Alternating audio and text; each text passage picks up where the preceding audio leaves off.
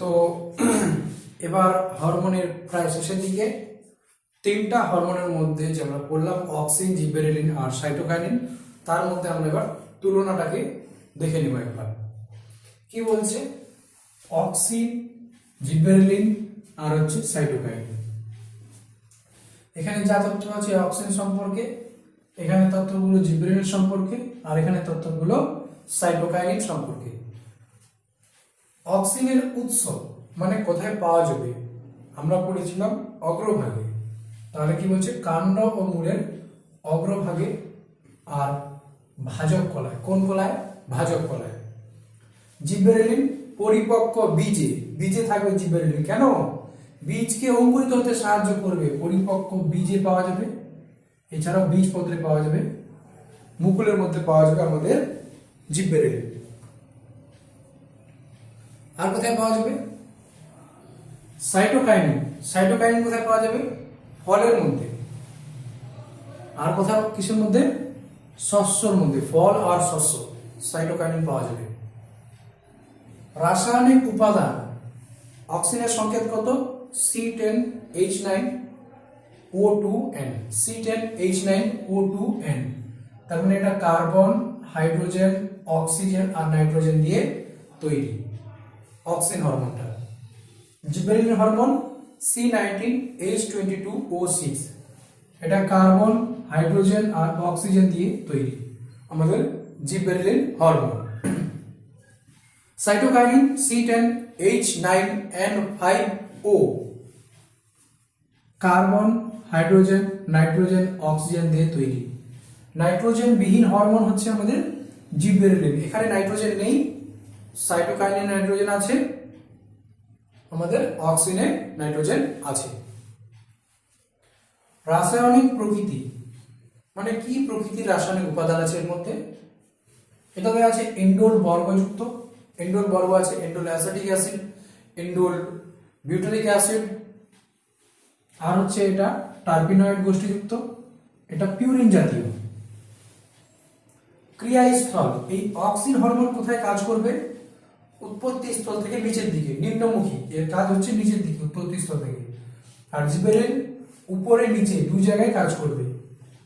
আর cytokinin সব দিকে, উপরে নিচে আশেপাশে যা আছে সব জায়গায় সাইটোকাইনিন কাজ করবে। যেখান থেকে তৈরি হচ্ছে তার থেকে চারদিকে অক্সিন, সাইটোকাইনিনটা কাজ করবে। প্রধান কাজ, এই অক্সিন হরমোনের প্রধান কাজ কি? অক্সিন হরমোনের প্রধান কাজ হচ্ছে কোষের বৃদ্ধি ঘটানো, অঙ্গ অকালমোচন রোধ করা, ঠিক আছে? এছাড়াও অঙ্গের পরিস্ফুটনে সাহায্য করবে, বীজবিহীন ফল তৈরি করতে সাহায্য করবে, বীজবিহীন ফল তৈরি করতে সাহায্য করবে। পার্থেনোকার্পি কি কাজ করবে? অক্সিন, অক্সিন কাজ করবে পার্থেনোকার্পিতে, পার্থেনোকার্পিতে, পার্থেনোকার্পি, এটা হচ্ছে অক্সিজেনের কাজ, বীজবিহীন ফল তৈরিতে সাহায্য করবে। জিবেরেলিন এটা ফুল ফুটতে সাহায্য করবে, ফুল সৃষ্টি করবে। পর্বমধ্যের দৈর্ঘ্য বৃদ্ধি ঘটাবে, যেটা আমরা এর আগে দেখেছি কিভাবে বৃদ্ধি ঘটাচ্ছে। মুকুল ও বীজের সুপ্ত অবস্থা ভঙ্গন করবে, বীজের সুপ্ত অবস্থা ভঙ্গন, এই কথাটা গুরুত্বপূর্ণ। অঙ্কুরোদ্গমে সাহায্য করবে, অঙ্কুরোদ্গমে সাহায্য করবে। সাইটোকাইনিন শব্দটা কি? সাইটোকাইনেসিস, ওর সঙ্গে রিলেটেড সাইটোকাইনিন। এই হরমোনটা কি করবে? সাইটোকাইনেসিস কি ছিল? সাইটোকাইনেসিস ছিল সাইটোপ্লাজমের বিভাজন, কোষ বিভাজনে পড়বে তোমরা। কোষ বিভাজনে সাহায্য করছে, কোষ বিভাজনে সাহায্য করছে মানে কোষের সংখ্যাগুলো বাড়াচ্ছে। কোষ বিভাজন মানে কি? এই যে একটা কোষ আছে ভেঙে দুটা কোষ হয়ে গেল, কোষ বিভাজনে সাহায্য করলো মানে কোষের সংখ্যাকে বাড়াতে সাহায্য করলো। কোষের সংখ্যা বাড়াবে, তারপরে তো অঙ্গটা ঠিক মতো ভাবে বিকাশ ঘটবে, তাই না? একটা পাতা ছোট আছে, বিকশিত হবে যখন ওর কোষের সংখ্যা বাড়বে, এটাই তো। খুব সহজে এটা মনে রাখা যাবে, সাইটোকাইনিন, সাইটোকাইনেসিস কোষ বিভাজনের সঙ্গে রিলেটেড। কোষ বিভাজনে সাহায্য করছে মানে কোষের সংখ্যা বাড়াচ্ছে, কোষের সংখ্যা বাড়াচ্ছে মানে অঙ্গকে বিকশিত হতে সাহায্য করছে।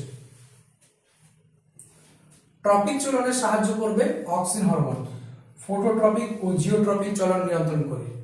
জিবেরেলিন হরমোনের ট্রপিক চলন নিয়ন্ত্রণে কোনো কাজ নেই, সাইটোকাইনেরও কোনো বিশেষ কোনো কাজ নেই। এবার যে কৃত্রিম হরমোন আছে, কৃত্রিম হরমোনের কিছু ব্যবহার আমাদেরকে জেনে রাখা দরকার। গোলাপ গাছ আছে, আম, পেয়ারা, লেবু প্রভৃতি গাছের মধ্যে কৃত্রিম অক্সিজেন যদি আমরা স্প্রে করি, ওর শাখাকে কেটে নিয়ে যদি কৃত্রিম অক্সিজেন স্প্রে করি, তাহলে সেখান থেকে মূল সৃষ্টি করা যাবে। এই জন্য এটাকে বলা হচ্ছে শাখা কলম। গাছের একটা শাখাকে কেটে নেওয়া হলো,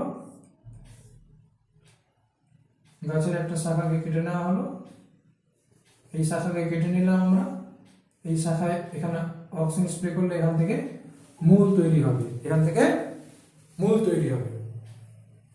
শাখা কলমে সাহায্য করবে। এরপরে বলছি অপরিণত ফল মোচন রোধ।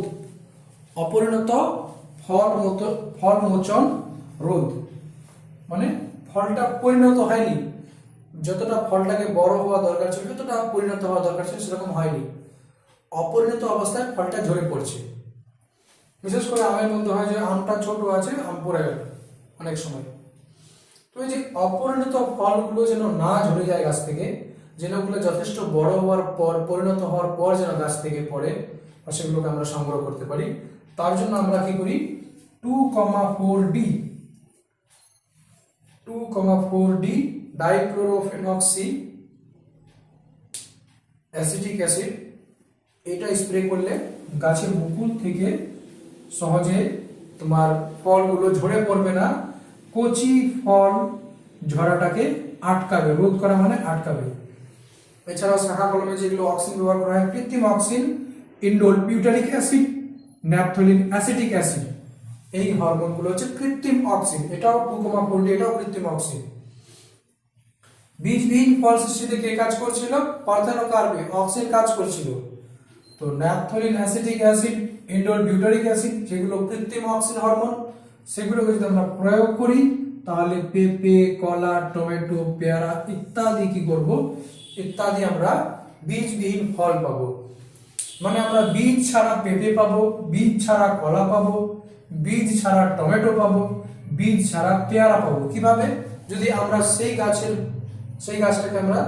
গাছের ফলগুলোকে আমরা naphthalene acetic acid, indole butyric acid, যে এগুলো এক প্রকার কৃত্রিম অক্সিজেন দিয়ে আমরা ওগুলোর মধ্যে প্রয়োগ করি, তাহলে সেই ফলগুলো বীজহীন হতে পারে। উদ্ভিদ হরমোন এখান থেকেই শেষ।